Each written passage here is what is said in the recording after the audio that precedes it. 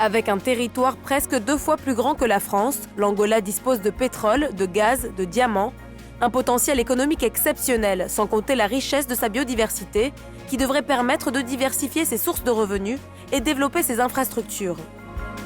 Le fleuve Kwanza, les chutes d'eau de Kalandula, des rivières et des cours d'eau à n'en pas finir. Le potentiel hydroélectrique de l'Angola est l'un des plus importants en Afrique et pourtant aujourd'hui, seuls 4% de ses ressources en eau sont exploitées.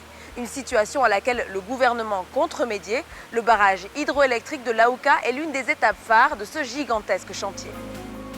Inauguré il y a un peu plus de 2 semaines, Laouka, c'est plus de 4 milliards de dollars d'investissement pour une production de 2070 MW d'ici mai 2018.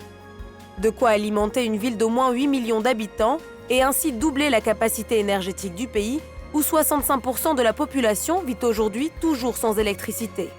Ici, 9000 personnes œuvrent à assurer la mise en ligne des 6 turbines du site dans les délais annoncés. Dans la région, les effets de la production d'énergie du barrage éclairent déjà le quotidien, comme ici à Dombo. C'est une soirée pas ordinaire pour les habitants du village situé à 40 km de Laouka. Aujourd'hui, ils voient leur foyer s'illuminer pour la toute première fois. Prochaine étape, le barrage de Kakulu-Kabasa qui devrait produire 2100 MW supplémentaires d'ici 4 ans. In fine, le fleuve Kwanza alimentera 7 barrages hydroélectriques pour une production de 7450 MW. Le défi majeur reste la distribution de cette nouvelle énergie. Parvenir à connecter la province de Malange où se trouve le barrage de Laouka dans le centre du pays au principal marché de Luanda à l'ouest représente une logistique et des coûts exorbitants. La capitale angolaise est un hub de 6 millions d'habitants, poumon économique du pays, et pourtant l'électricité s'y fait rare.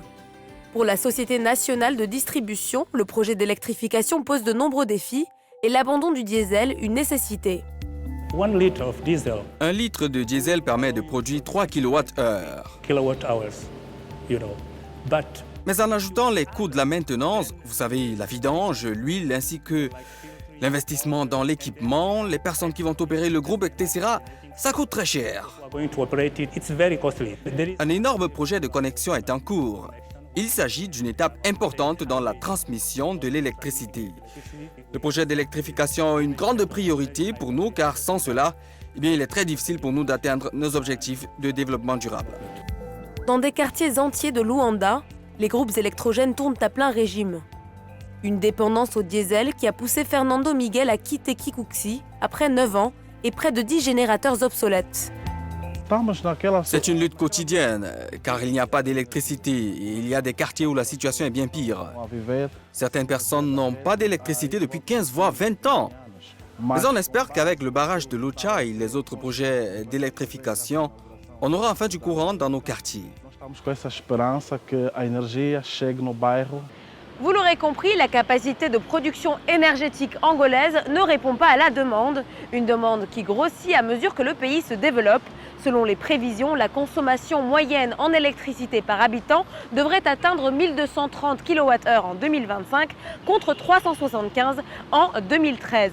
Mais au-delà du consommateur lambda, un accès fiable à l'électricité est essentiel au bon fonctionnement des entreprises angolaises. Nova Ciment Angola en est un exemple édifiant.